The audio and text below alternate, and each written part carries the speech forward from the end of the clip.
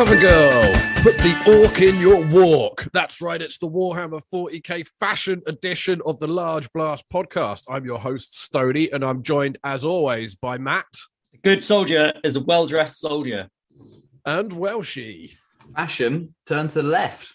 And we're here to talk to you today about all things Warhammer 40,000. And we like to kick things off with a totally original idea that no other hobby podcast does, called Hobbies Goings On, where we take a look at some of the hobbies that have been goings on in the host live. So who wants to take us away this time? Welshie, have you got any goings on of note? Yeah, I've been pretty busy, actually. Getting back into a bit. You remember last time I was a bit down on 40k. So I'd started painting the Fellowship.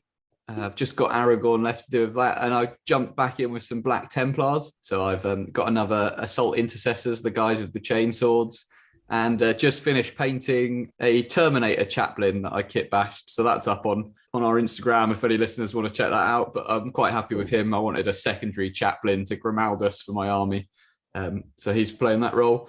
And I'm about to get cracking with a little Militarum Tempestus army that I'm painting for a friend who's started running a Warhammer club at the school he works at. So trying to get the kids in young. He wants a little army to play for that. Cool. Trying to get some young guard players. I know, Matt, you can sympathise with that, being a young, bright-eyed guardsman at one stage or another. Yeah, they're going to need a lot of pocket money. Yeah, most expensive faction for sure. It'll keep them off the drugs. Yeah. All right. Well, what about you, Matt? What have you been up to? Anything interesting? Well, I have a tournament tomorrow. It'll be the first tournament that I'm going to use my Sisters of Battle in. I've been ferociously trying to get through and get that 1,500 point army painted. I should point out that at the time of recording, the tomorrow that Matt is referring to is Mother's Day, so he's sacking off his mum in order to Warhammer like a true dweeb. That it would seem like that on paper, but that's what you've written in the card anyway. Listeners, I would like to inform you that actually my mum is on a beach on holiday, and therefore I'm perfectly within my rights to play in a Warhammer. So she which is lucky, basically. Well, yeah, sort of. It's weird. She goes away every Mother's Day. It's really odd. We should mention though, Matt, with this new army that you're playing tomorrow, I played your sisters for the first time last weekend. Yeah, which was a good game. I thought nice and close. 48 to 45, I think, in the end. Super ridiculous, super tight. I was 57-51 because from where I looked, I thought you'd written 57-57, which made me think, like, how rare is a draw now? Remember back in the day, a few years ago, we'd play all the time, and our games would always be dead square draw, and you'd be like, we could have just not played. We got it done, didn't we, in the 3.5 hour time slot, considering we were both playing new armies or kind of second, third go with them. Yeah, it was nice. Completely different play style you've got to get used to now. Where, especially for me playing those cultists, like you have to expect to lose your army, but you still might win. You have to lose your army and win the game. It's very different. It's kind of you're just balancing when and where to sacrifice your units in order to pick up points, because they're going to die, and you need them to be winning you points at a particular point, at a particular place on the battlefield during the game. So you kind of so I've just been finishing those units to have a fully painted army. It's a fun tournament, so it's not a streamlined list, and I've got a few ideas now. I think I'm 4 or 5 games into the army, and I've got a few ideas for where to expand it. Repentia. That's what I've been saying since the start. Kind of, they're ridiculous. She's really Repentia stance is becoming very clear. Yeah, it's definitely what I want to do. Nothing to do with them being semi-naked. Yeah. What about you, Stoney? Well, I've still, since we last spoke, I still failed to do any actual Warhammer, which is nice. But I have been doing some 3D printing. This is my first go trying to 3D print a full model kind of thing. And it sort of really opened my eyes to like the fact that 3D printing itself is like a completely separate skill to like the doing the ZBrush and stuff like that. And it's really kind of got me thinking about, we've talked a lot about, what are Games Workshop going to do about 3D printers and like all this kind of stuff. But I mean, at the moment, for us, like normalos, when it comes to the 3D printing world, because even though I've fucked around with it, I've printed some little bits quite successfully, struggling to print a full model. And it's this weird kind of thing where until there's kind of like a standardization in 3D printers, I just don't see it happening really. Like being able to print, like being able to make a file that you can print like consistently on all your different printers. Do you know what I mean? Like, is this a resin printer that you've been trying to use? Yeah. This is a resin printer. I've been messing around with a couple of well, then none of them are my printers, but they're other people's printers, messing around doing a little bit of printing, and they're all they sort of range from about, I think their printers ranging from about 700 quid up to about £3,000. Right. So so they're sort of fairly decent for stuff that you expect to pick up and like have in your house or whatever. And like and because when you make something in ZBrush, you have this thing. I'm going to get a bit boring now, so skip ahead if you can't be asked to listen to ZBrush news. But like when you make a model, when it finishes off, it's got this poly count, which is like how many polys basically make up, how many pixels make up the image. So if the more polys you have, the more detailed it can be. And different printers can handle different amounts of polys. So, like you can buy STLs like an STL Army and just print it. And, depending on how good your printer is, you'll have varying qualities of success. But that's kind of where the printing as a hobby part of it kind of comes in, because you're like, maybe I'll move this bit or print this bit a bit differently. And you've got to have kind of like a knowledge of printing to go with it. Like I thought this was going to, this is great. I'll just make some shit on ZBrush, send it out. Someone will send me back a finished model. But it sounds like we're definitely closer to what we were saying a couple of weeks ago, where we were saying that like Games Workshop having a design your own miniature thing with all of the settings set up for them to then print in store might be closer than a world where people are doing it all independently. I think just because of the fact that Games Workshop are so protective over the quality of their models, I think that's more likely than them sending out files for you to shoddily print at home with your dodgy £300 printer, and then be like, I'll check out my Games Workshop model. It looks like it's been chewed up and spit out the back end of a dog, Like they want it to look fucking crisp and be a million billion pixels when they print it and look real nice.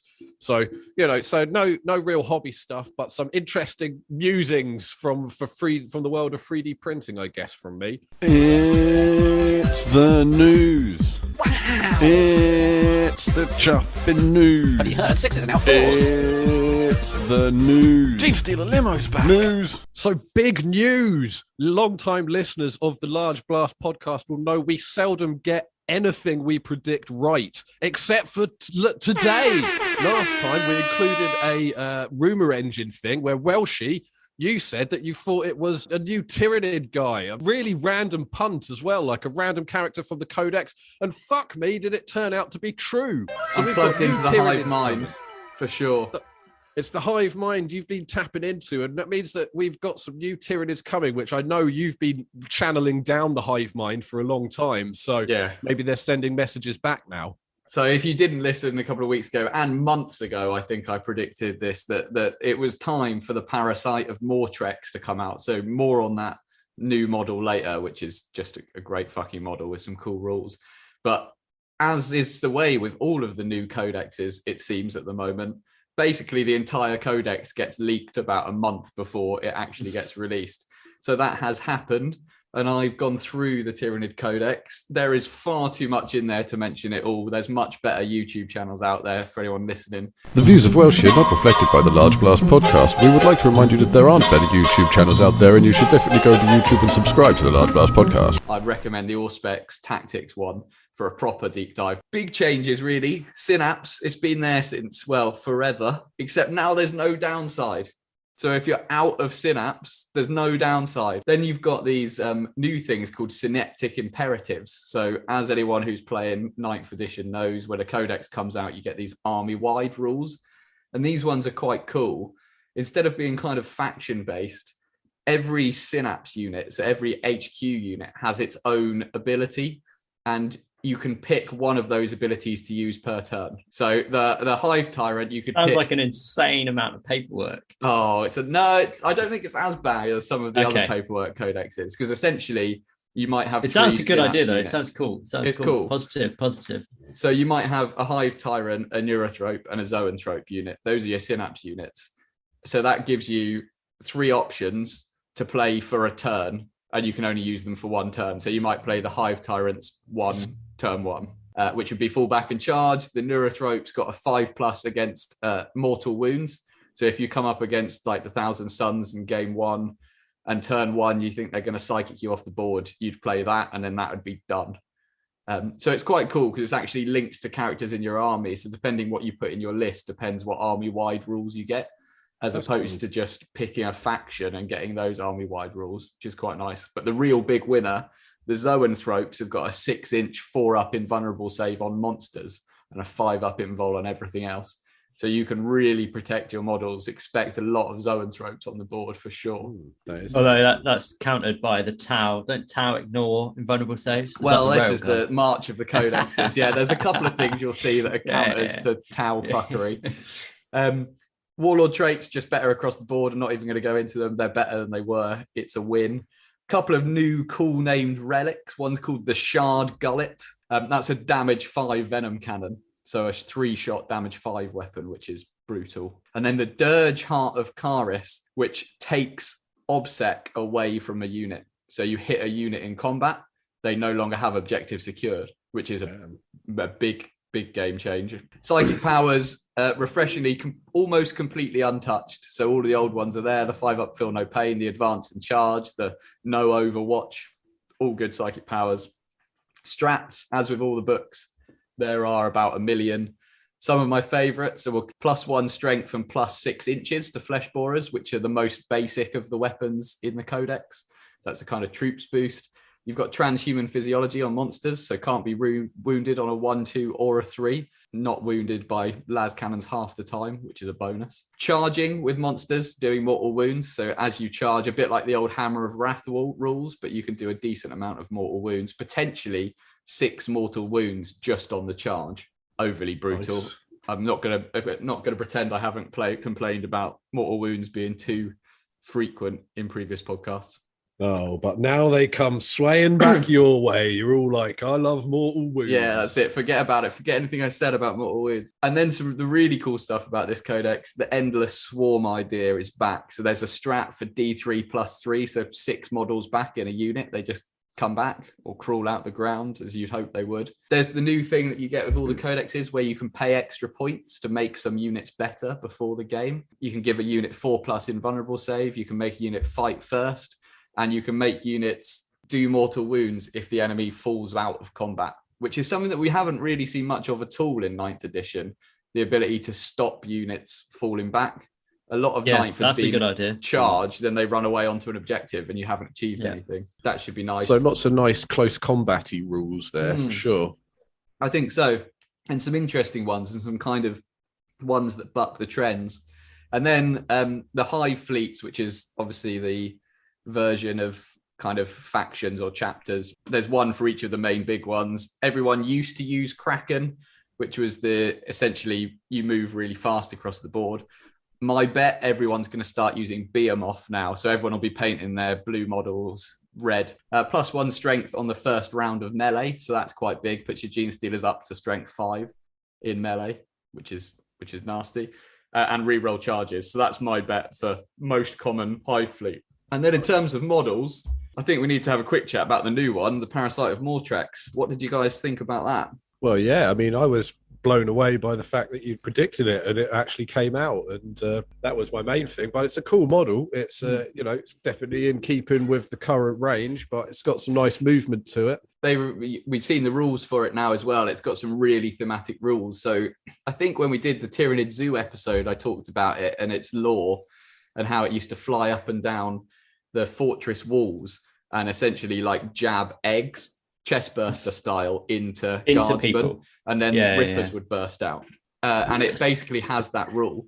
So if you wound a unit, that unit becomes infected and it becomes itchy. So it loses objective secured because it's itchy.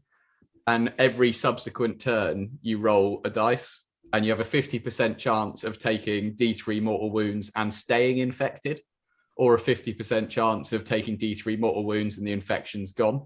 So you can just keep getting wounded. It's like a kind of poison, like the old Killer what was it? Richie The old poison. Witchfire ones from 7th edition. Some of those psychic powers where you'd get set on fire and you'd Yeah. take wounds. Oh, yeah. Kind of bringing that back, which is cool. And then the really cool thing, if you take 2 wounds from this mechanism, Ripper swarms burst out, and you have a new unit on the board. Nice. Like the little Rippers, the kind of you get the unit. So that's Yeah, gonna the be little chest super burster fun. guys. Yeah. Yeah, that is cool. Yeah. And So I it all think that's a starts with win. being itchy. You get stabbed, and you're like, "Oh, I'm too itchy to secure itchy. this objective, boys." And then Yeah. all of a sudden, like, you go to drink a Coca-Cola and start coughing, and blah. The cynic in me is saying this sounds like a good way to sell some mildly unpopular models, and everybody knows that Troops is where the money's at But Games you see, Workshop. this Yeah. is the first. But- This is the first time for me that I've got a 3rd codex for an army. So I started Nids in 7th and bought a load of stuff that was good then. So this is the first time all the stuff that became shit has become good again, and I don't need to buy anything. So that's quite exciting. Just that fully stocked of NIDs now that you can. Yeah. It doesn't really matter which way the pendulum swings. You'll have the models fuck you, for Games it. Workshop. No more cash from me, except I'm going to buy a Parasite of Mortrex because it's cool.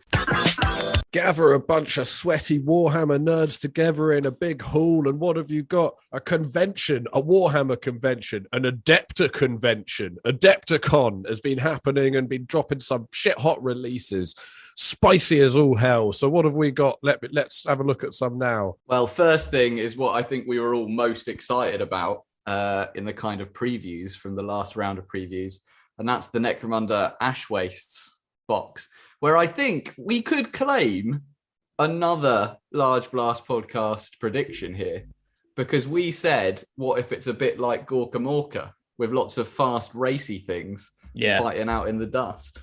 You know what? Fuck it. Let's take it. We're on a roll. Let's take another win for the team.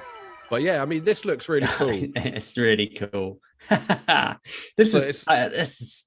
Sorry, I'm getting excited. I'm getting so excited. It's so good. So this is like the Outlanders, the guys outside of the Hive City. They're kind of like the weird guys, the Sandmen from Star Wars, all the like rags and just that. like them, don't they? But but a cool. good 40k version. Yeah, the Ash Waste Nomads, I think they're called officially. But they're just, I couldn't believe when they showed this whole box. Do you remember they previewed one on Warhammer Community, just one of these models, and then this whole box came out? Yeah. But I mean, they're cool. They do look just like the Tusken Raider things. But then the flea things that they're riding. Oh my god! What are these? I mean, this shit is so good because it's the universe of 40k is fucking crazy, and this in a way is kind of that kind of Age of Sigmar like crazy model stuff, and hopefully this is just the beginning of a whole load of really weird, interesting stuff. It's quality. Yeah, we often so talk quality. about how games like Necromunda and stuff have this really cool opportunity to introduce new stuff in a way that 40k doesn't, because it is this like holding a microscope up to like these tiny little turf wars essentially between these little kind of 2-bit gangs that have got like very little significance to the wider world. So they can be like, hey, what's happening outside the Hive City? Oh, people are riding around on fleas with guns strapped to the back of them. You know, they've got license to do more of that kind of stuff and explore that world a bit more. It was quite interesting. I mean, one of the things we talked to about James Swallow, like if you haven't listened to it, go back and listen to our interview with James Swallow, obviously. But like he said that thing about like how the guys, when they all started creating the Games Workshop lore, they always thought, oh, what would TV be like for someone who lived in like a hive city? You know, like would you watch like races of people like on these fleas versus people in a fucking dune buggy riding around like some kind of weird Grand Prix or something? A bit like in fucking Star Wars, actually, with that pod racing, pod racing. More stolen intellectual property. No, I think your comment on the fleas, Matt, they're like pulling in the things that we've loved about Age of Sigmar recently. These have got a lot of that aesthetic of the like swamp orcs where we were like, this is the kind of thing we want to see in the 40K universe, like spindly, high-tech models. And it, like Sony just said, that the Necromunda is the opportunity. It's an open door for them to bring stuff like, because you couldn't do this with a whole new army, could you? You couldn't have an army of fleas, but you could in the range of Necromunda. It's excellent. Like Age of Sigmar is slightly differently. It's kind of cartoony still, isn't it? But this has got the edge of 40K with the creativity that they're putting into Age of Sigmar, which is great. Age of Sigmar is kind of funny because it feels like it's a very specifically Games Workshop thing at this stage. Like it's not Warhammer Fantasy and stuff. You're like, oh, it's like Tolkien, or oh, it's like Dungeons and Dragons or whatever. Whereas now with this new Age of Sigmar stuff, it feels like, even though it's got like orcs and stuff in, they all look a bit different now. And the elves, fuck knows what's going on with them. They've got mountains on their heads and shit like that. Cow mountains and whatnot. So it feels like they're really trying to kind of make it their own. Whereas this has got a very 40K feel to about it. And there's going to be like, people are going to use these models, you know, all kinds of stuff. Like I see they've got a little buggy thing in the box there. If there's if people are thinking about, oh, I want to make a squat army, then you've basically got a squat buggy right there, like straight from the olden games. Well, that's not what I thought when I saw that. I thought, can I make an ATV out of that? Why does the ATV not look like this? But it's a great box set. I will be tempted to buy the whole thing if it's got a nice condensed set of rules, just to play as a kind of one-on-one tabletop game, like a boxed game, without getting too much into the Necromunda universe. But yeah, cool. Well, that's some Necromunda from Adepticon. But let's put all of this stuff aside. Let's shut up with the flim flam and the small talk, because the biggest reveal from Adepticon was the Horus Heresy trailer. And this was some kind of animated fucking beast of a trailer. I didn't even know what it was for. Was it like a computer game? Is it a new animated thing? I don't know, but I was pumped. I was excited. It's fucking cool. If you're listening to this now, shut this off. Go on YouTube and find the Horus Heresy trailer. The views of Stony are not reflected by the Large Blast podcast, and thinks you should remain listening to the podcast for the full duration before leaving a like. What did you guys think? What is it? What the fuck is it? Go on, Matt. I know you really enjoyed it. Such a good trailer. It's a new... Well, do we know? I haven't actually read the page with the information of the preview. I've seen the trailer. You just watched the trailer and over again. He got the tissues out. He watched it another few times, and then he turned it off and went for a nap. I hear lots of people... Make it to the end. Lots of people getting excited that it's new Horus Heresy. Yeah, so the trailer hasn't been confirmed though. No, there's been some more info. So this is the new edition of the Horus Heresy box set. We've talked about this a while. We knew that there was more plastic miniatures coming. We kind of anticipated a new plastic box. The thing that everyone, from what I can gather, in the Horus Heresy world was a bit worried about was that a new edition would bring a completely new rule set. But from what Games Workshop have said, it will still be based on the 7th edition Warhammer 40K rule set with some tweaks and changes. So I think 7.5. 7.5, yeah. And I've been saying for weeks, you know, I consider getting into this just for I really like the way that 7th used to play. But I can't get my head around it because I love it. The trailer's great. I love reading the lore. I mean, you guys know I'm a lore nerd. Christ knows how many hours I've listened to Toby Longworth whisper into my ears about the Horus Heresy. But I still think I can't quite get a head around the fact that you can't play any Xenos factions. And being someone who primarily plays Xenos, I don't think I could start a game that... Well, this is the thing. I mean, it interests me, but then the idea of Space Marines fighting other Space Marines and that essentially being it kind of doesn't interest me. No, I'm the same, and I don't like any of the dreadnoughts. The tanks are great, the troops are great, but the dreadnoughts always look a bit dweeby. The tanks are great, but they're just the trailer. The amazing models. I mean, that character series is fucking incredible. And I mean, really old school, amazing. So hopefully this kind of revamp. I mean, we've talked a little bit because this is like we're talking about the same thing. This is Forge World stuff, right? This is it will be, but this is going to be plastic. It seems like they're going more plastic. Yeah. Okay. I don't fucking care because I've seen a trailer with Horus Lupercalia, and that was fucking cool. Like, come on, There was a the trailer next model they've with got Horus to in. the next Fucking model they've great. got to release is the Emperor, isn't it? So I mean, Oh like, it's yes, the only come one left. on. But So, I mean,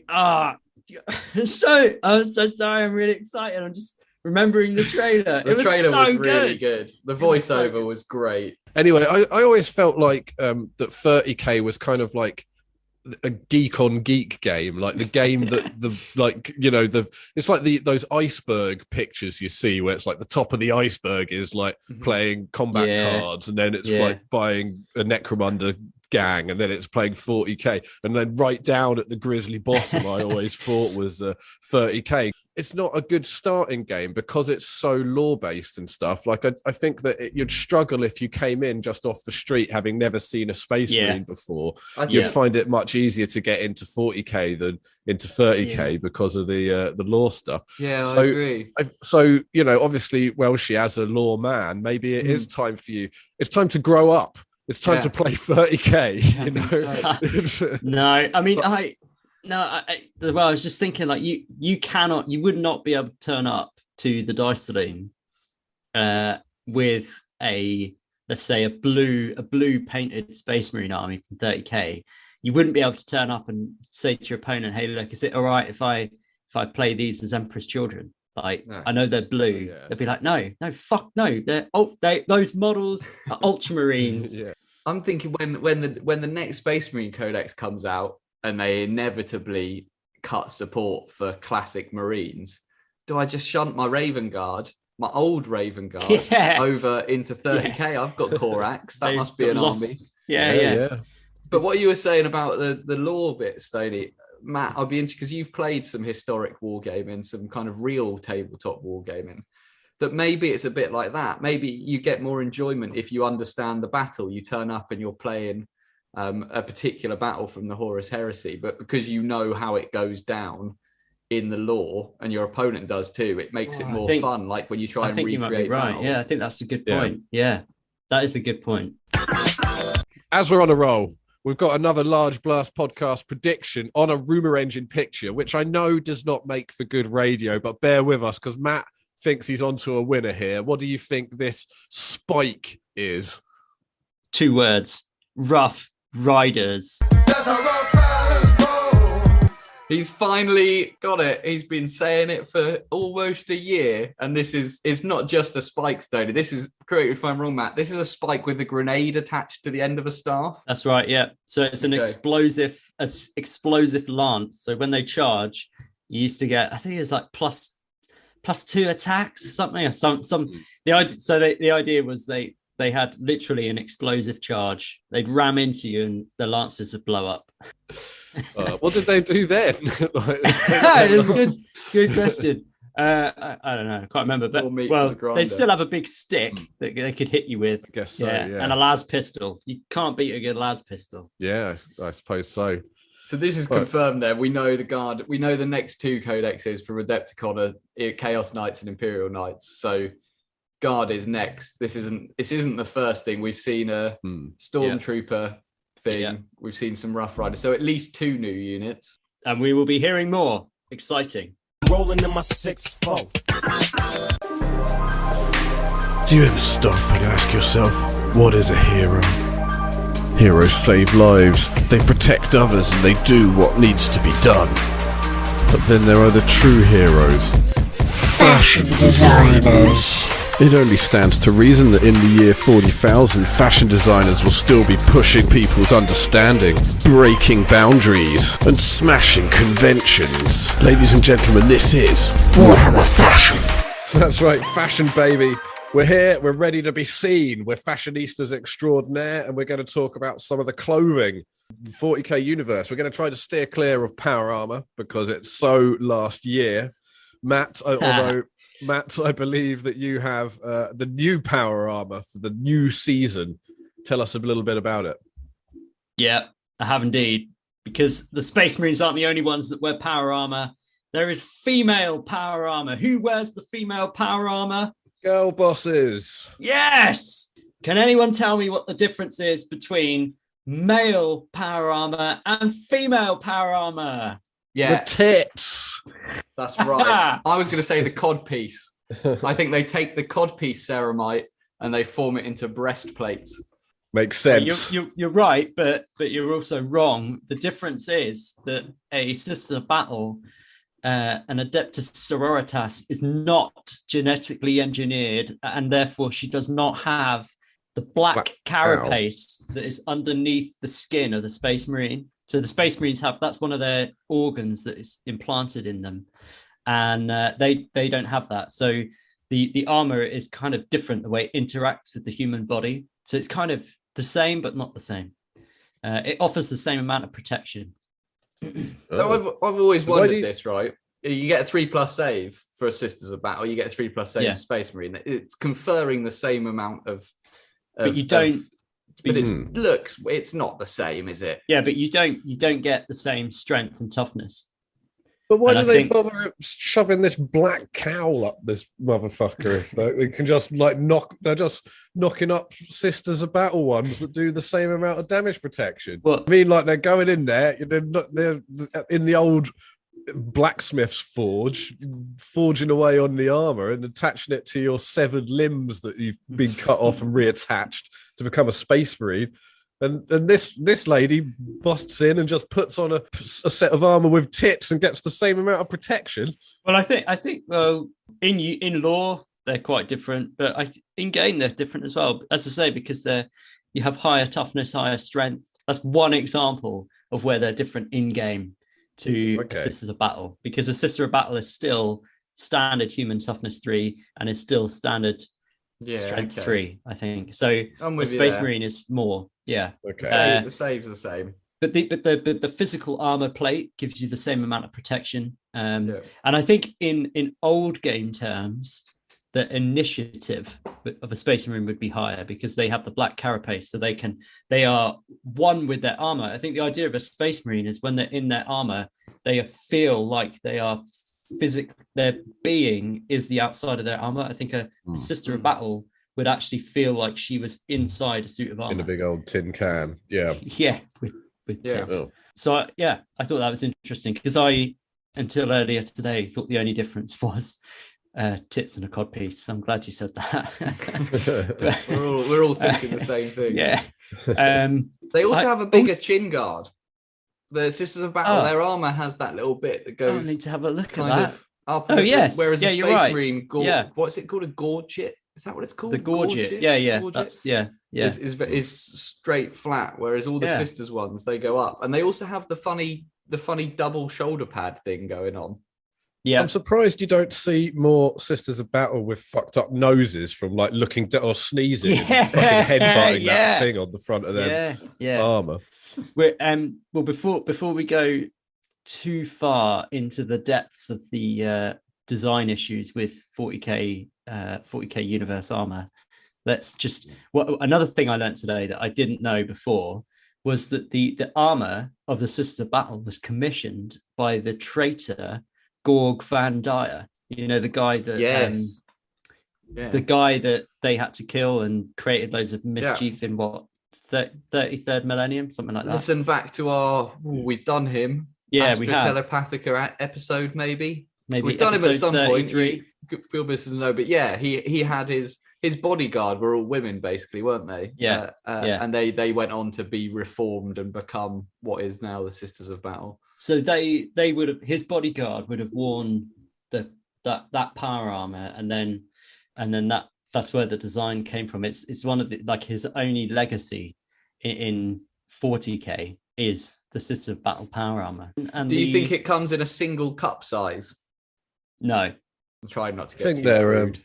because I mean they're pretty far. They'd be pretty far away from the actual boob. So I'm wondering if maybe they're a bit like. Did you remember that movie Dusk Till Dawn? And there was that guy, Sex Machine. He's got that codpiece that flicks down. Gun. It's got like a little gun in there. Imagine if you had like a little missile that shot out of each tit. That would be pretty that's cool. Like the thing from or a packed lunch. Just pull a sandwich out of it or something. That'd be handy. Powers? As well. Austin Powers. Oh, baby, Austin Powers. Yeah, what's the woman with the machine guns in her tits? Yeah, machine gun jumblies. The machine gun jumblies. Yeah. I was thinking maybe because they look a bit like you could have like a bowl of soup like like flips down and it's got a little soup dispenser that like puts soup into it. Maybe they've got something in their codpiece. Sorry, listeners. Sorry, any female listeners. It's what they listen for. Yeah. You know what, boys? We should just stop talking about all the law stuff and just talk about tits for the next 30 minutes. So finishing on the Sister Battle Power Armor, the helmet that they wear, which is a particular design of helmet, is called the Sabbat pattern helmet, which is named after the saint made famous in the Gaunt's Ghosts novels. As to why, I didn't look that up. So I don't know. If you want to know, you can look up why the helmet is named after the Sabbat, Saint Sabbat. And if you haven't read those Gaunt's Ghost novels, just get cracking. You got a whole 7 books before you even get to Saint Sabbat. So enjoy. And before we move on, what is their greatest armor? Their greatest armor has got to be the faith. armor. The Their armor faith! of faith. Their faith is their greatest armor. Yeah, there we go. That is the power of the sisters. You are fashion. You are love. You are Warhammer. I think we need a discussion about loincloths and dick towels and the kind of aesthetic that I don't think we've ever really talked about of the robes and the Space Marines without armor on, walking around in essentially. Why is it all so Greek and Roman? Where does all this come from? I thought it was more kind of monk-like, some of their some of the robage, but yeah, I mean, like there's a lot of from the humble wild orc to the noble space marine. There is an awful lot of dick toweling going on, or just robing. Works better on some things than others.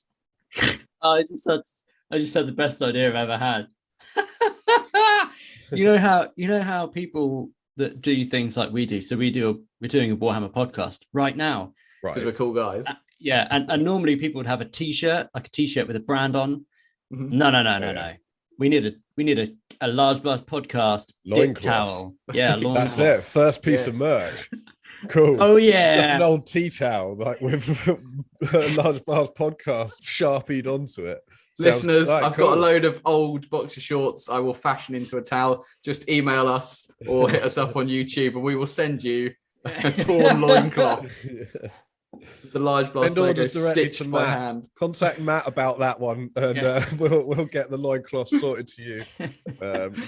I think the monk thing, I get the monk with the Black Templars is very monkish. Is that there's the religious bit, but whenever you read, especially in the Horus Heresy, in the ships or walking around without their armor, they're in togas. Essentially. And what are their chambers? The chamber, what do they call it in the Horus Heresy? It's like the arming chamber. No, but they have like places where they have baths and maybe they're probably just like the tracksuit bottoms of the 41st millennia. You know, they're just like. They just throw a robe on you, and because that's the whole thing as well. As I mean, I guess thematically they're supposed to be these like fucking living statues, essentially, aren't they? They're like fucking David come to life. Michelangelo's David roaming around. So you know, of course, he's got like a fig leaf over his cock and a fucking a towel around his neck or something.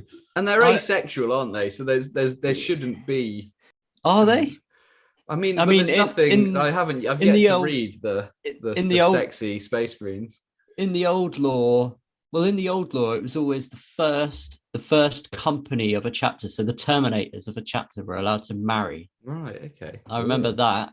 And Horus has that affair in the Horus Heresy. Oh yeah, and Fulgrim has like Fulgrim gets married. Fulgrim. Yeah. What about the other Emperor's children? Yeah, I don't think.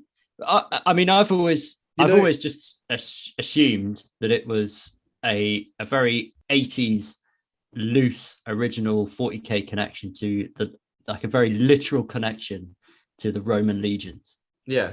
But now we're talking about the black carapace. I'm wondering whether, because they have this like armored sheet under their skin, I mean, they're not human anymore. So maybe they literally are just too hot. So they just have to go around in a loincloth because they've got like armor under their skin. If you've been stomping around in fucking armor for like however long it's been, the last thing you want to do when you get home is throw on a fucking suit and tie You know, you're not going to put on a cardigan. Can or you some imagine shit, are you? a Space Marine chapter wearing a suit and tie? Rogel Dawn shows up with a nice fucking polo shirt on and a pair of Yeah, chinos. Like, I don't think so. They're kind of like living, well, they're sort of living gods, aren't they, in a way? Yeah. I mean, that's what Yeah. they're supposed to be. That's because they're, you know, got a little bit of the Emperor in them, and that's sort of essentially what he is. And then the Primarchs get a bit less, and then, you know, gets diluted down a bit, like you're breeding a thoroughbred dog or something. But like, yeah, and I guess gods wear loincloths. Gods wear Greek loincloths. ones, There we are. yeah, That's the answer. yeah. Loincloths solved. I mean, it's not. I guess it's not all of them. I mean, didn't old Kurz, he cruised around wearing human skin, so he's got like a toga, but like like you look at his arse and there's just like a face on it or something. Well, he was you know, such a joker. He used to use someone else's dick as a dick towel. Oh shit! Oh, He found the that. biggest dick around and Yeah. skinned that motherfucker. And That's just, right. like, they stuffed it. He just, you know, he skinned He it and then stuffed it. he's Okay, put a couple of pickles in there Like or a front something, a couple tail. of gurks. If we keep going, it might cancel out the misogyny of the sisters segment. Yeah. Be yourself. Innovate. Fashion. So, what's the hot new accessories of the season, Matt, for the self-respecting Space Marine? What can we expect to see on the catwalk this season? When I was thinking about Space Marines power armor, I remembered, you know, the Grey Knights. They essentially wear books on the front of their body armor. That's like their accessory, that they match their silver armor with their book, their leather-bound book that has all their names in. I think it has their true name in, which nobody else knows. It's their secret. Until they Oh, read it. Book, exactly. Until they, yeah. Yeah, And if you happen to demon have true names, worn that book, you know, they wear them open on the front of their... they do, You yeah. don't want to open it on the wrong page in the middle of the fight with a demon, would you? No. Calling out your true name. Or any of those little post-it notes that help you find the right page. My true I mean, name. it's they're also right. like when you're searching them, you're like, oh, we better get the book. Like maybe we should get the book off them because it's full of demon true names. Like if you just like, they'll be like, where is it? I can't find it. Oh shit! Stapled to their fucking chest. Like it's not. That's going to fall into the wrong hands. A good accessory is always there when you need it. This accessory is like stapled to their front breastplate. So they always have it when they need it. The convenience factor is a 10 out of 10, you know. Yeah. The idea of it falling into the wrong hands or something, you know, I mean, there is that to it. You don't want to keep any personal information in that book. I mean, that's true, but it's like, you know, any good handbag. Maybe it really is just their musings and shopping lists. And numbers and stuff. That's why they strap it on there. Yeah, actually, again, in the that future, context, it's quite useful. Again, it's this thing about in the future where they've got spaceships and computers the size of rooms, and like, you know, like all this kind of backwards technology where they're like, I need a bunch of books with me when I go to war. That's what I need. It's like having a Filofax strapped on you, or like, you know, something like that. Yeah. The next vehicle that comes out for Space Marines is going to be a Sinclair C4. You'll see it'll be the Invader Sinclair C4. Oh my god! That's not the only paper they've got on them, though, is it? These books. Another thing that you can't go to war with outside of the power armor is your oaths of moment, your magic moments. I mean, this is the 40k accessory, isn't it? Mm-hmm. The purity seal. Gotta have it. So everything is covered in them, and I wondered. So I thought of those two things that are kind of accessories. I wondered if you could think of any more for anyone else. Well, in this kind of Imperium section where we're trying our best to avoid actual power armor, the Rosarius, that's the thing that the Inquisitors have a lot, isn't it? Which is it's like a force field generating amulet, which I thought was a kind of must-have accessory. Normally in the shape of an Aquila, but maybe a lot of the Sisters of Battle have that as well. How do you go about getting a purity seal? You know, if you want to get with some of these hot fashions. I wondered if we could do a whole episode on purity seals. No. Why not? They're everywhere. Well, why don't we talk about them now? Like, do you know how to get one?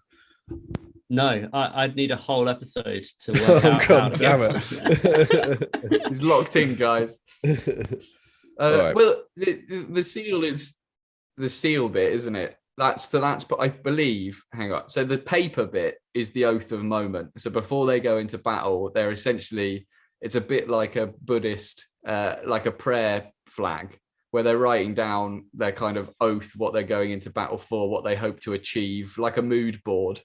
And then a priest comes along and does the wax bit to attach it to their armor, and some they leave on and some they get fresh. That's in the context of the Space Marine, but you get them as well in the context of some Sisters of Battle and some Mechanicus stuff, and like Imperial Mechanicus stuff, where they're kind of tech priest, or ordained. Like this thing is, maybe they work in the same sort of way. I don't actually know, but well, if it's a tech priest, then maybe it's just like, oh, I've done the electricity test. You know, it's part like it's past its electricity. Like the toilet cleaning rotor. Yeah. X10101 was here on date X11001. It passed.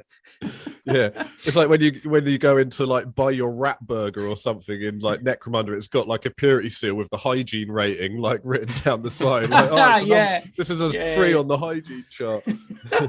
What's the papers in the little wallet the rogue traders carry? Like a right to trade. Right to trade. Those are very important. If you flop one of them out in a bar, it's like getting out your gold Amex card or whatever. You know, you can do anything if you've got that.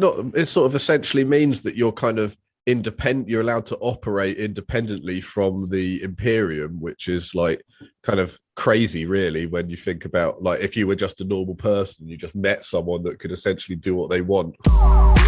Fashion isn't always about saving the world and looking good on the battlefield. Sometimes it's about nature or dreams. But if there's one thing it's always about, it's unity or star signs. And in the year 40,000, they'll still be whispering the word fashion. So we've heard about the fashions that we've been seeing on the battlefield, but what can we expect to see if we're taking a holiday to the Underhive? What kind of cool fashions can we see? There's some very distinctive fashions out there in the Underhive, that's for sure. Do you guys have a favorite Necromunda gang whose style you covet? Well, I want to say the Redemptionists, but I know you love them so much, so I'll let you wax lyrical on them. I like the Delac coats. You know, I think I'd want to be kind of covered. I like the potential Flasher Mac style. You don't know what's going to be inside them. I bet they've got shitloads of pockets. They're sleek. Yeah. They're a bit like a leather duster. And we all love a leather duster. Yeah, absolutely. I mean, I love all the Necromunda models, as you know, but the Delac gangers, I think I've bought like 2 sets of them in the past and used them just for various kit bashing things. Like, as I think I've talked about how some of my Genestealer cult army are being used with the Delac gangers bodies and stuff. So yeah, I like those trench coats a lot. They're very cool. Grebo look, I like that. That's cool. I could get down with that. Nice wallet chains, one of those fucking bad boys on. But yeah, the Redemptionists, I mean, they've got Guy Fieri stylings. They're all painted in fire, you know. They're cool as shit.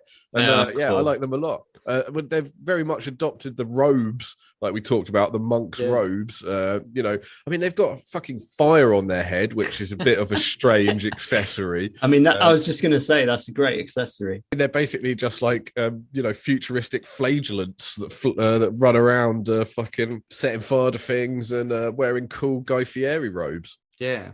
And fences around their heads as well. Yeah. Oh, yeah. You got to have a cage. Yeah. You know, you got to strap your head into something that looks uncomfortable and you're basically ready to join. That's definitely their look. Yeah. The Escher gang are pretty cool. They're like, the hair definitely is a key feature to them. They look like, you know, like a gang out of the old fucking Batman TV series. Like, or they're hanging out.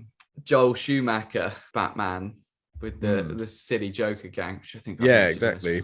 But I guess they'd kind of be almost the seamstresses of the Underhive, right? Because they ship in the rare and exotic animals and birds, and if you want some rare fur to make a sweet leopard print trousers, you're going to go to the Escher gang. They'll sort you out. That's cool. If you're looking to start your own gang, the leopard print trouser gang, then yeah. I do coke so I can work longer, so I can earn more, so I can do more coke.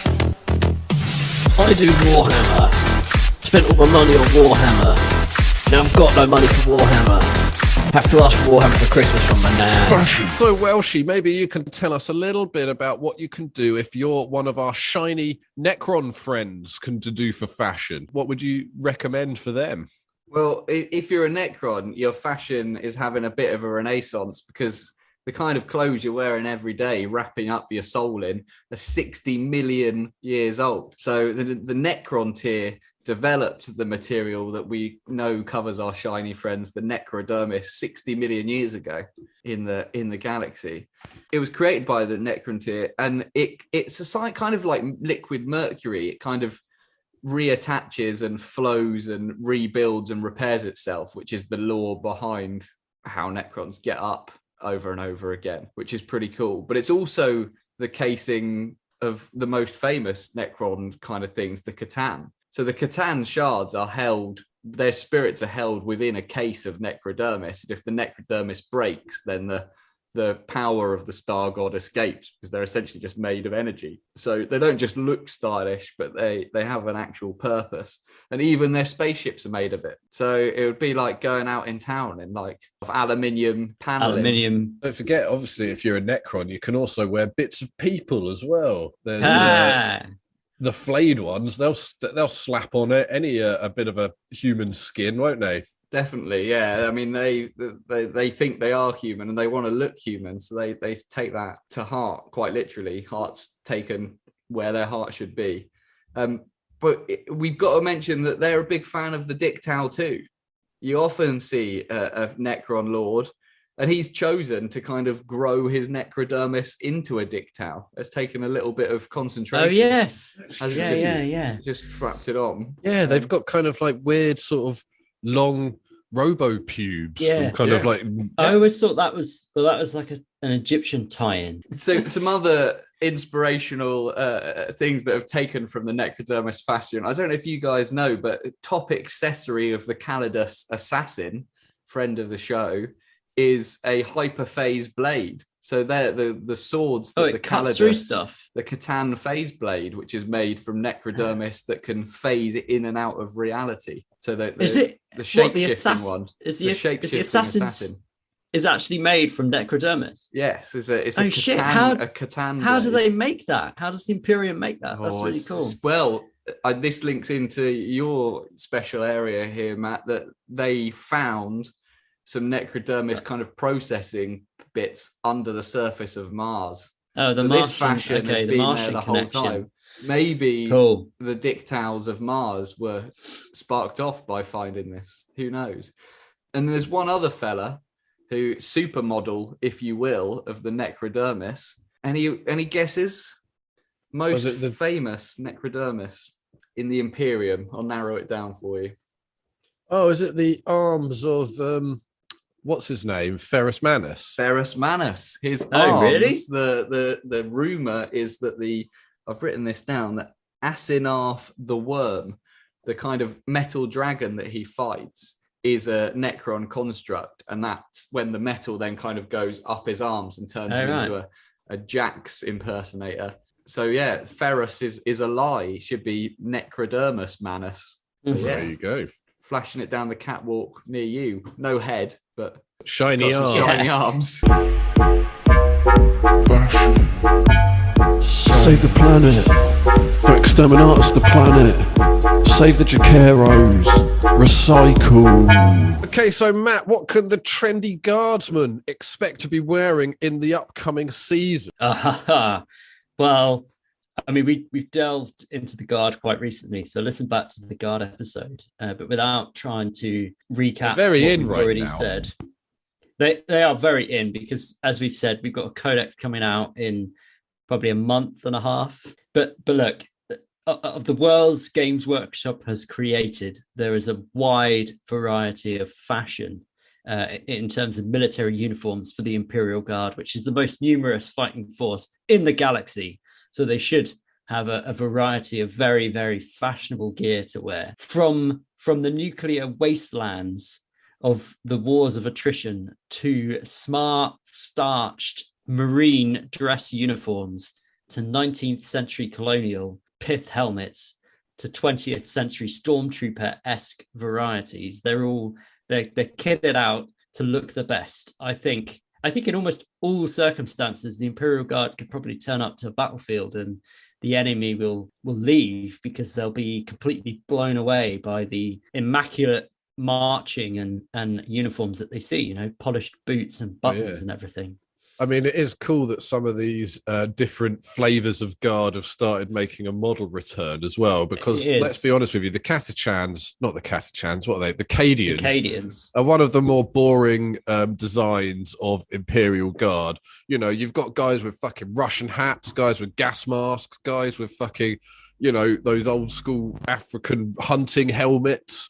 Like some really, really cool shit out there, and in the end we just got the guys that got ripped off of Aliens, which was a bit sad. So I'm glad that Cadia's gone personally. Bring out some of the other Guard. There are still serious rumors of the Death Corps coming, because of the plastic kit being introduced as the Games Workshop's primary Guard units. And I still want, although I no longer think it will happen, but I still want the Steel Legion from Armageddon to become the main standard Games Workshop Guardsman. But obviously the Death Corps uniform is a homogeny of World War I Western Front uniforms, which I could talk about for hours, which I will do right now. So obviously the development of the uniforms in World War I. Long-time listeners of the show might already know what I'm going to say here, but basically Matt talked for 20 minutes on what can only be described as an unhinged tirade about military uniforms, and I cut it out. And that's why the Death Corps have the funny little bandages around their ankles. Oh, thanks, Matt. Anyway, I think we were just talking about the different kinds of Imperial Guard guys. Hopefully... we talked earlier on in the show about how there's some rumor engine stuff coming out, which you got super excited about, as you do about, Rough Riders and some cool things. I could honestly see Death Corps, at least Games Workshop, making it possible for you to play an entirely Death Corps army, even if it doesn't, replace the Cadians at some stage. You can play them now, but they're Forge World. I know, but but I think that to play a entirely Death Corps army now, buying it all from Forge World, the price cap on that has got to be prohibitive. I would have thought. So I got two questions for you, Matt, because clearly from your lecture there, you're very into all of this. Number one, do you think that the size of the company Games Workshop now would put them off ever releasing the kind of pith helmet style, or even like the Vietnam style outfit of the who's the guy talking about? The Catachans. That's question one. Question two, is there a kind of military uniform that you think hasn't been explored that would be cool? Yeah, that is a good question. But number one, Stoney, do you have any? Well, I don't think anything's off the table. I think for Games Workshop at the moment, I think they've kind of proved that over the last couple of years. Is they've released a Zote. I don't think anything is written out of the law as of yet. They're not like politically, as in, can we bring out a box set of troops that look like they were straight out of colonial empire times? I mean, it's a fantasy fucking world at the end of the day. Yeah, it pulls on stuff. I mean, if they did start releasing stuff that looked like, they released a guy with a little mustache and he had like a comb over and just looked just like Hitler or something like that, then you would be a bit like, okay. I think that Stoney's opinion is exactly the opinion that I would want Games Workshop to have, but I don't personally think that they do. I think they would.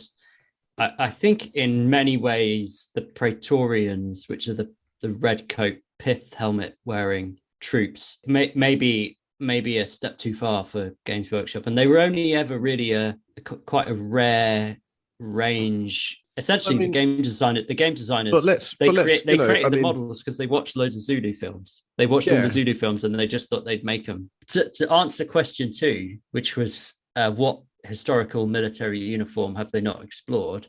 In the Imperial Guard episode, I mentioned how at some point in White Dwarf, the designers had said, I think when the Plastic Cadians came out, they'd said like people collect Imperial Guard because they think it's like a modern military, but actually the Imperial Guard is like a Napoleonic army. Like it's just essentially lines of infantry that get mowed down, and their tactics is all very 19th, not 20th century military tactics thrown in with insane space traveling technology.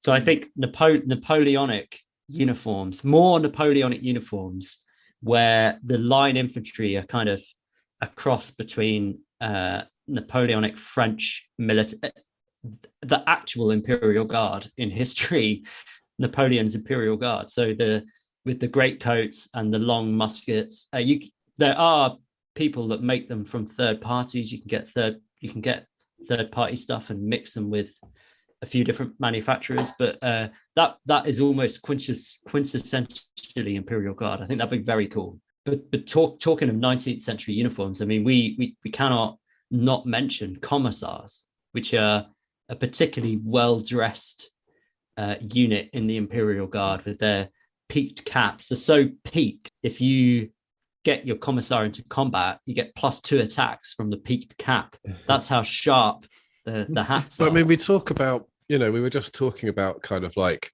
is some Imperial Guard units too problematic to make now? But the commissars are the fasciest looking people in the whole of 40K. That's very true. Yeah, that's very true. They are weird. They are, the uniform is, there's 19th century Central European military uniforms all thrown into one. Well, it happened again, Large Blast podcast listener. It's our own fault, really. We knew better than to get him started on it. Anyway, we'll try to do better in the rest of the show. Epaulets. Don't get me started on the All right, epaulets. okay, we know. All right, yes. All right, thanks, Matt.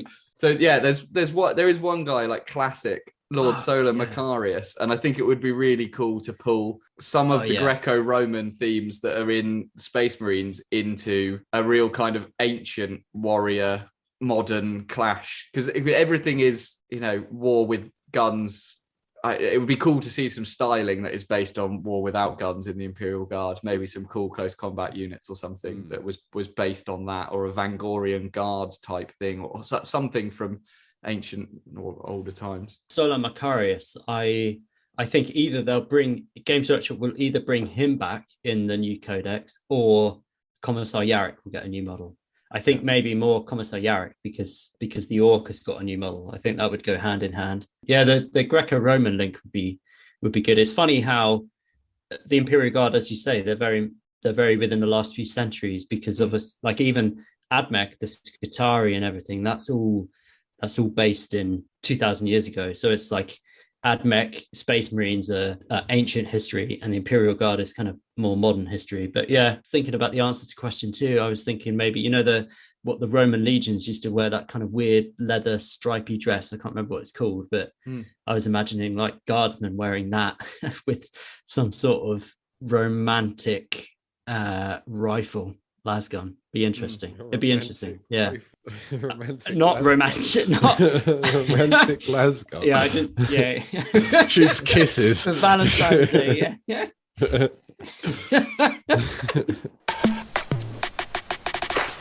First, man was a monkey. Then, he invented the wheel. Then he invented fire. Then, he invented fashion.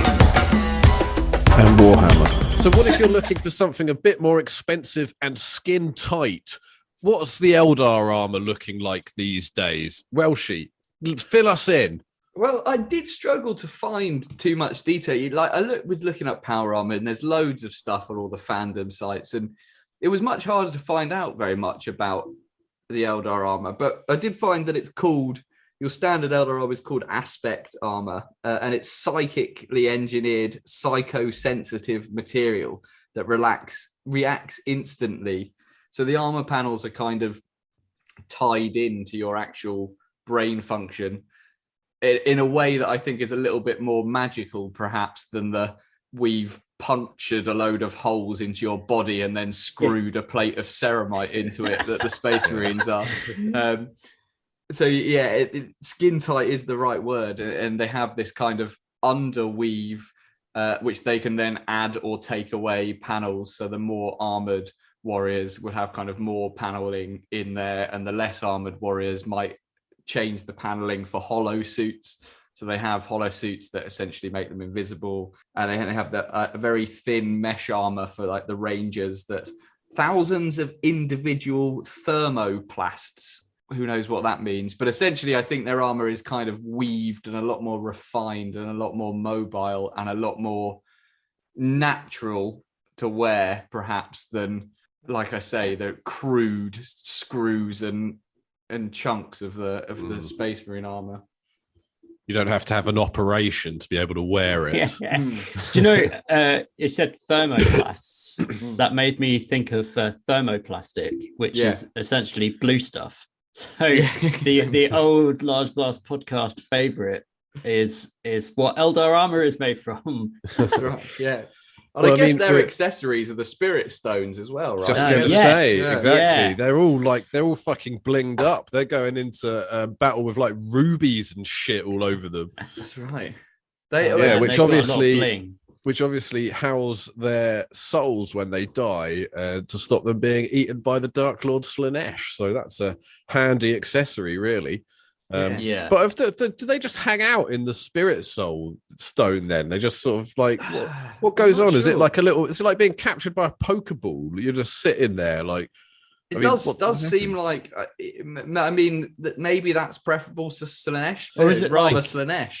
I always thought of it a bit like a computer. So like you get like sucked into your own computer when you die. Like transcendence, like a kind of like that game Second Life. Imagine if you died right now and you got sucked into a computer, you'd probably still be able to record the Large Blast podcast. Could you actually be in the computer? I don't know. Yeah. Maybe. So like you exist, but you don't exist. Nothing. I think what we're showing here, as we've proved on many an episode, is we know fuck all about the Eldar. But yeah. Well, I did want to talk a little bit about some Dark Eldar stuff. Oh, cool. Because in particularly, I think the Corsairs, the Dark Eldar Corsairs, apparently the inside of their armor is lined with little razor blades that sort of cuts them whilst they're out doing stuff, just because it just keeps them sharp. They just want to feel something because they're so deadened to all kind of like experiences or whatever. But like, but also when we're talking about accessories, homunculuses. Those boys can strap on a set of wings on you, anything you want. The imagination is the limit, you know. They'll make you into like whatever you desire.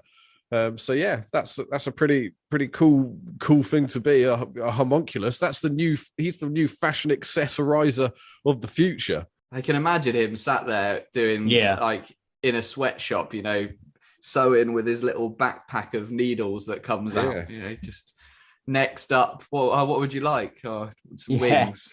I've only got feathered wings. I was really looking for some kind of like bat wings, but if that's all you've got, if you knock 50 quid off, I'll do the bat wings or the feathers. Matt, did you have something to say on Harlequins while we're talking about our pointy-eared friends? Yeah, only very briefly. I mean, I couldn't find the piece of artwork, but there was a piece of artwork that from, I think it was a White Dwarf. It was on the back of the White Dwarf. And I always thought it looked like David Bowie in the Ziggy Stardust era, more to do with the hair than anything. But the Harlequins and David Bowie are very fashionable. I mean, Welshie, you opened with the lyric from the David Bowie song Fashion. And so it would be a miss not to mention him. But I've always associated him with the Harlequins. And the Harlequins are particularly fashionable with their like crazy diamond pattern outfits and everything. Sorry, you've made a good point that we haven't really discussed. We've talked about the kind of Greco-Roman influence on fashion, but actually now you've brought up Bowie. I mean, there's no denying that there is a rock and metal influence to a lot of the design. Where we haven't even touched on Chaos, and I don't think we're really going to. But oh man, that's theme whole, and that thematic. Whole another episode. It's the rock and roll clown. Like, what was that? Do you guys remember that Metapocalypse? There's Dr. Gonzo, the rock and roll clown. But there's definitely some Bowie influence in the Harlequins, Carnivale style jester shit going on, obviously. I mean, it's the Midlands, right? It's the hair, well, not hair metal, but heavy metal of the Midlands that was driving these beardy folk. There's nothing more Judas Priest than a Dark Eldar, is there? Thought of them more of like Cradle of Filth guys than Okay. Judas Priest. They all like to wear tights, don't they? I'm at like Eldar. When I think of Eldar, I think of tights.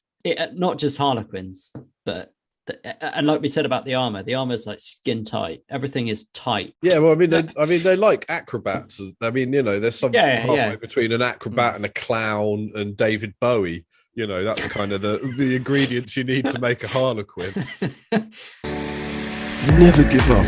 Always chase your fashion dreams. Whether Tau or Eldar or Necron, you should all feel free to stick skulls of your foes on random parts of your armour. United Skull Right, Gags, Fashion. we've seen some of the spicy new fashions available in the year 40,000, but if we were going to be out there rocking the streets of the Underhive, what are we going to be rocking? What are we going to be wearing? What advice could we give to any young fashionistas out there in the year 40,000? Oh, well, so we're putting together an outfit, are we? We're putting together a killer outfit to wear down the club. Right. Well, what do we put on first when we're getting dressed? We're putting on our pants. What are we going as our undergarment? It's got to be everyone else a wears. loincloth. Yeah, everyone else wears blank, just like a Lonsdale one you got in a pack of 15 from down JD Sports. Donny. Donny, like that. Classic. Yeah, okay. Donny loincloth sorted. So what goes on next? For me, I'd probably go socks next, but I don't know if we've talked much about those. Well, you've talked tights, Matt. You've talked tights. Oh yeah, fuck yeah. Oh my god, yeah. Let's put some baby. Some nice Harlequin. Yeah. So you need to strip off for the club later. You've got your glittery catsuit on underneath. Yeah. Yeah, exactly. Sorted. Yeah. Right. Well, in trousers, what's going on the legs? I think you're gonna want something mobile. Maybe some sweet necrodermis legs. Nah, it's not really gonna fit over the top. No, I think we should have necrodermis loincloth over the top of everything. Okay, because that's like. What about we've got a armor. fly made of necrodermis so it can open up and you can have a wee? Yeah. Yeah. Oh, yes. Necrodermis like a round fly. portal. Yeah. Yeah. Okay. I quite like a skinny jean, so I'd go Eldar armor for the legs then, perhaps. I'm nice for that. I'm not. Yeah. No. I'm the opposite. I like it loose and flowing. Baggy. I'm looking for Oh no, that was the loincloth as well. We said the tracksuit bottom. That's what I want. I'm looking for comfort. Well, we haven't talked orcs, but they like a baggy trouser, don't they? They do have some baggy trousers. Give me some orc pirate trousers. Nice. That's what I need. Yeah, some of the Flash Gits baggy trousers over the top of your catsuit with your necrodermis. That's what I'm thinking. Okay, I'm just freeballing in some orc trousers. Okay. Well, they're going to be made of like Hessian or something dodgy, aren't they? Yeah. But you've got the catsuit underneath, so you've got no skin in. Oh, that's true. Right. Yeah, okay, that's good. All right, well, on the top then, what are we pulling on the top? We need some protection. We haven't got any protection yet. Well, I'm going, it's the future. Gender roles have changed. I'm putting on the petitted. Yeah, I want to go for that. I want that too. I'm going Bowie, full Bowie. Is it a girl? Is it a boy? His orc trousers say boy, but his big tits say girl. Who knows? Yeah. And when we sit down for lunch and get 2 bowls of full soup out, they'll know. Exactly. Oxtail in the right, carrot and onion in the left. Nice. So, any kind of gloves? Anything we want to put on there that what are they gloves? The pilots, they've all got like wires that go down their gloves so they can interface panels and things like that. That'd be cool. Like the night pilots. We'll go like a couple of power fists. Oh, double fisting. Okay. Calgar style. There's been, I mean, I can't believe we've done mostly a 40k fashion episode and we haven't spoken about shoulder pads. Like shoulder pads are the ultimate 40k thing in fashion. God, shut the podcast down. It's over. We've gone too far. But it's power armor. We said no power armor. I know but the shoulder everyone pads. wears shoulder pads. But let's just wing it because they're like Tau have got Fire Warrior shoulder pads. Sister of Battle we mentioned the double armor plate power armor. Oh, I can buck the trend. Fresh, no pads. What about a nice fur, a nice big fur over the shoulders that look like a fur? What about we go just purity seal on each nip. Yeah. Oh yes. No, I We like sound that. like we're starting to sound like a bit of like a pimp. We've got a catsuit on underneath. We've got a furry thing. We've got nipples and we've got breastplates full of soup. There was a picture when I spoke about the guard up on our presentation that I didn't really go into that much because I went into military uniform history way too much.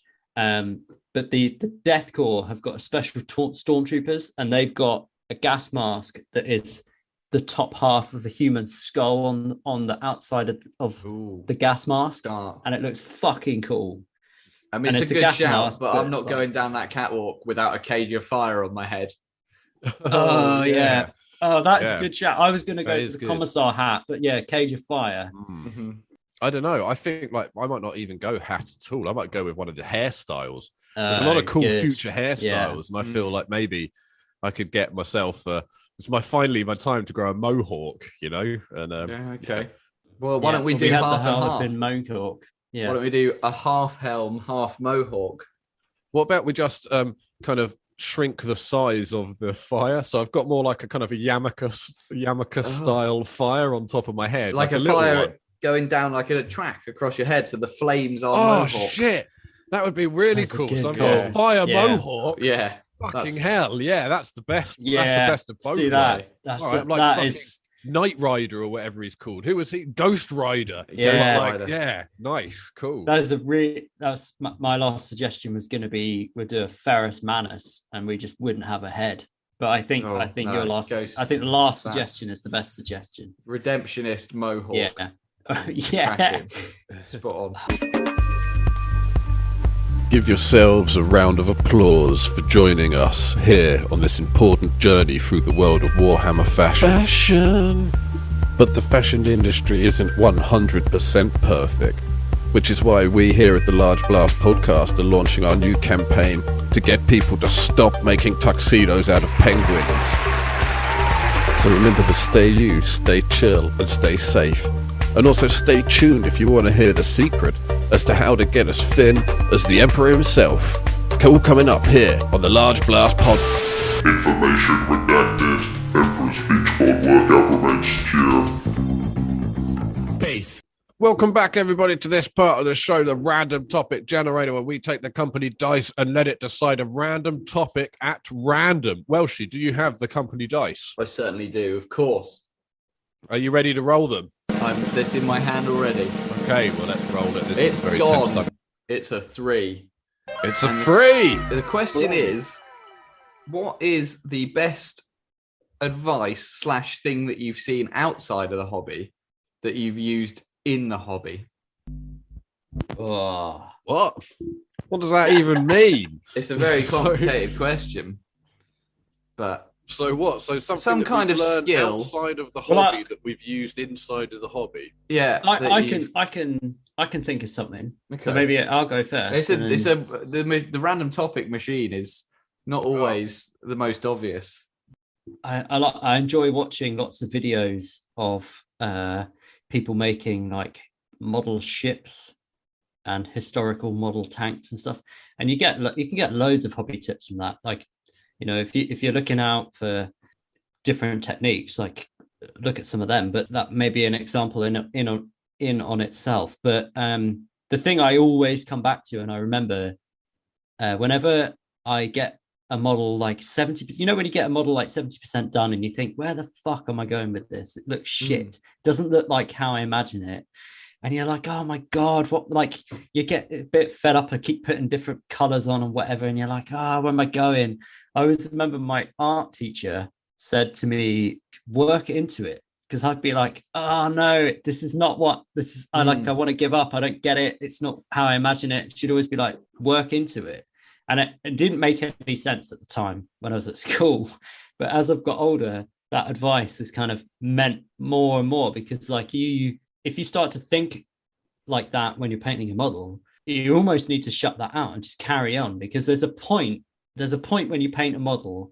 And it happened today, actually, when I finished my sister's battle transports, finally finished them, where up until the moment when they were done, they were like what am I doing? I'm not going anywhere with this. And I was working into it, and bang, bang, they were finished. And it was like, wow, they're done. Like, and the feeling was amazing. It's like, oh yes, this is exactly how I imagined them. So just work into it, and you can relate that to anything. Yeah, no, I get that completely. Yeah. That bit where you've done almost all the base coats, but there's still a couple of bits that are black or grey or whatever you've undercoated, and you think this is never going to come together. But then when you see all the colours, you do that first wash. It pulls through. Bang. Stoney, what have you got there? I don't know. I'd say potentially because I did an apprenticeship as a goldsmith.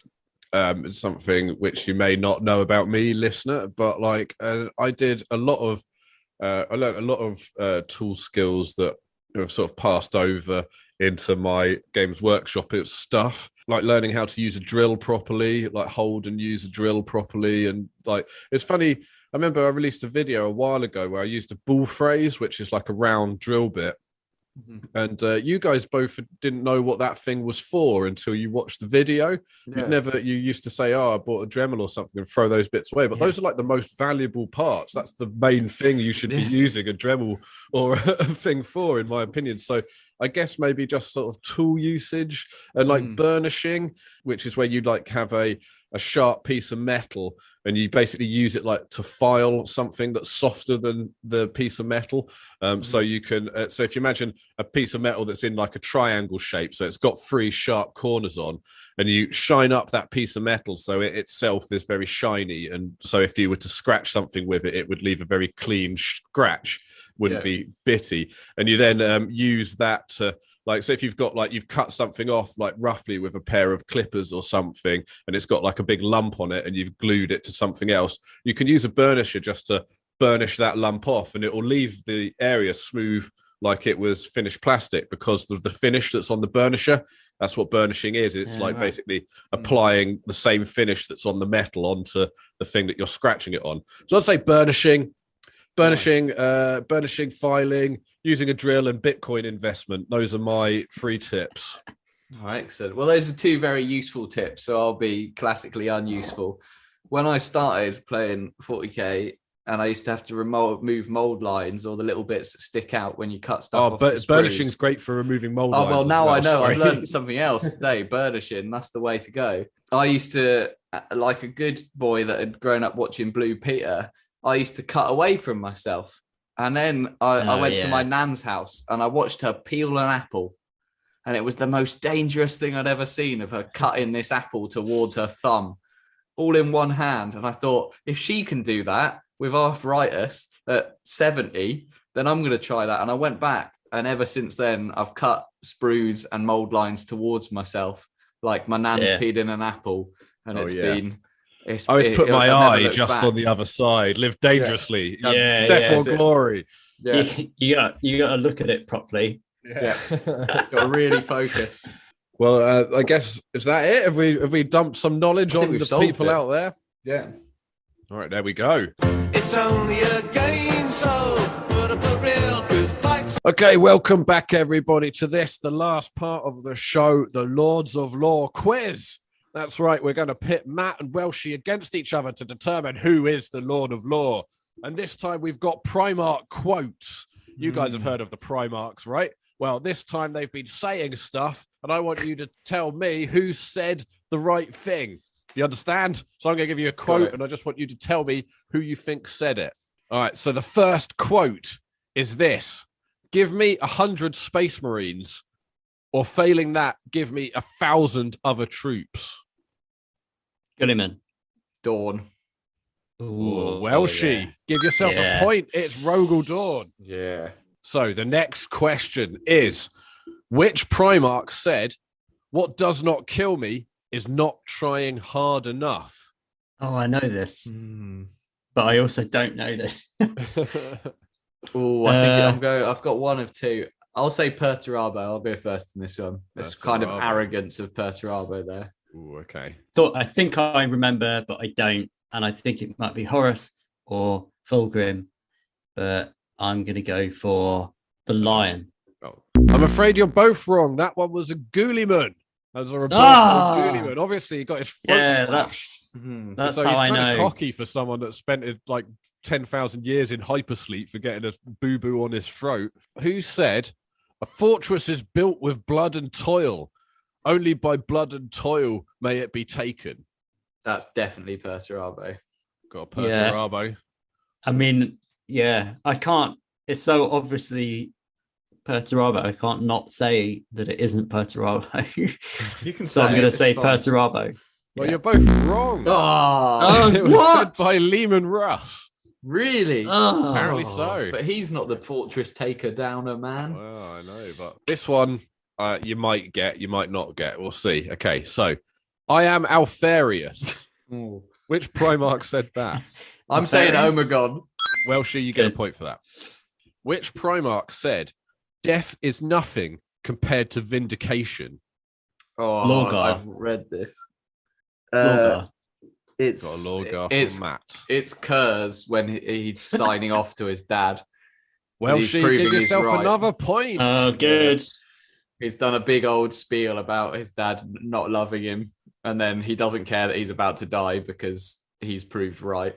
So, who said the difference between gods and demons largely depends on where one is standing at the time? Couple of people I have in my mind about this. Demons. The difference between gods and demons largely depends where one is standing at the time. I'm going Magnus. Yeah, The Magnus Yeah. from Welshie. I was thinking it was Magnus or Lorgar, but I think it's Magnus. Well, Matt, you're right. It's Ah. Lorgar. No way! Yeah, All that's right. right. It's Lorgar. Who said, if I am guilty of anything, it is of the pursuit of knowledge? Well, it can't be Lorgar again. So knowledge. That's Magnus. Got a Magnus from Welshie. Yeah. What are you saying, Matt? Oh an no, answer. I think it could be someone else. No, I think no, it is someone I- else. Could I change my mind? You can change your mind. I think it's Mortarion. It's I'm gonna. Mortarion, okay. I'll go with Magnus. Okay, Matt, it is Magnus. Oh. Give yourself a point. Welshie, overthought yourself a point there. I think we're on So 3-all. now- This is actually real. Yeah. You guys are on 3-all. Yeah. Okay, well, now that brings us to the last question. Worth 15 points. Okay, who said there are more things in the darkness than man can ever count?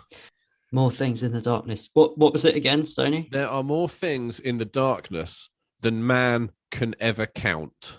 But is it a repeat or is it a different one? This is a new Primarch. New This is a Primarch. Primarch that you Okay, haven't seen before. I've got mine. 1, 2, 3. Horus. What? I couldn't hear either of you.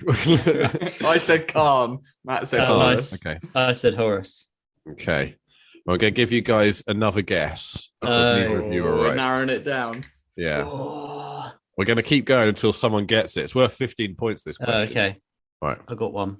All right. Who do you think Okay, it is? I'm then? ready. Second, We're second We're gonna guess. shout. Yeah. 3, All right. two, Ready? What? Sanguinius. Mortarion, I was going with. You're going with Mortarion? Who went with Mortarion? That was me. Well, she went Mortarion. I went with Sanguinius. Matt, you have won the game. Oh! You have won 15 points. And Welshie, you have again not been the Lord of Law. Oh, Jesus. Sorry, what have I the done to saga offend you, Emperor? continues. Matt's reign of terror continues on. Well, thanks everybody for listening to this, the Large Blast podcast. Is there anything you guys want to say before we go? Thanks very much. I'm honoured to win another competition. That's great. But as I was saying earlier, the uniform was inspired. The 19th century breastplate